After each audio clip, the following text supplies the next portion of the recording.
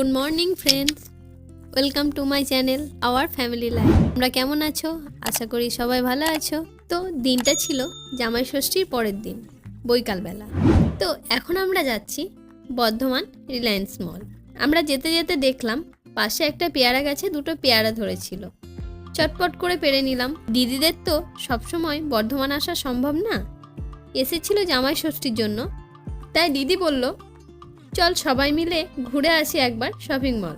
তো চলে এসেছি। গাড়িটা এখন মিষ্টুর পাপা পার্কিং করে দিল। রাস্তায় গাড়ির প্রচণ্ড চাপ। সাবধানে রাস্তা পার করে আমরা মলের কাছে চলে এলাম। এবার চলো ভিতরে যাই। ঢুকেই মিষ্টুর পাপা কিষানকে দেখাচ্ছিল বেবি গার্লের ছোট্ট ফ্রকগুলো। সত্যি খুব সুন্দর ছিল। তারপর আরেকটু ভিতর দিয়ে গিয়ে দেখি মা আর দিদি বাবা ও জামাইবুর জন্য শার্ট ও টি শার্ট দেখছিল।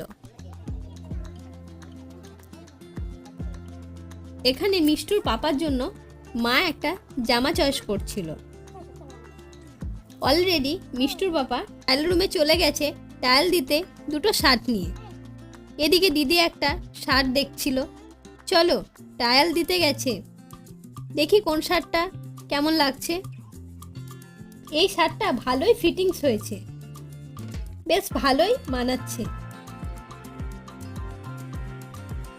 আর একটা যেটা চয়েস করেছিল সেটা পরে বেরিয়ে এলো। এটাও পরে বেশ ভালো লাগছে, দুটোই নিয়ে নিল। এখানে কিষান আয়না দেখতে পেয়ে খেলা করছিল। জামাইবাবুরও একটা শার্ট নেওয়া হয়েছিল, ওটা বিল কাউন্টারে চলে যাওয়ায় তোমাদের দেখাতে পারলাম না। আর বাবারটা এখানে ঠিক পছন্দ হলো না। তো আমরা এখন বেরিয়ে যাচ্ছি। ওখান থেকে বেরিয়ে সায়ন ও জামাইবুকে নিয়ে সোজা তালি স্টেশনে। দিদি আজকেই বাড়ি যাচ্ছে। দীপু ও মিষ্টুর মন ভালো নেই।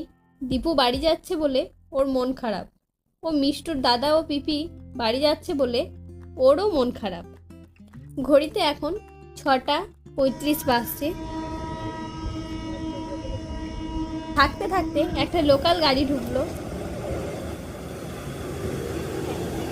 লোকাল গাড়ির সঙ্গে একটা এক্সপ্রেস বাস করলো। এদিকে সন্ধ্যাও নেমে এলো। যেতে কিষানদেরকে তুলে দিলাম, বিশ্বভারতীতে গেল।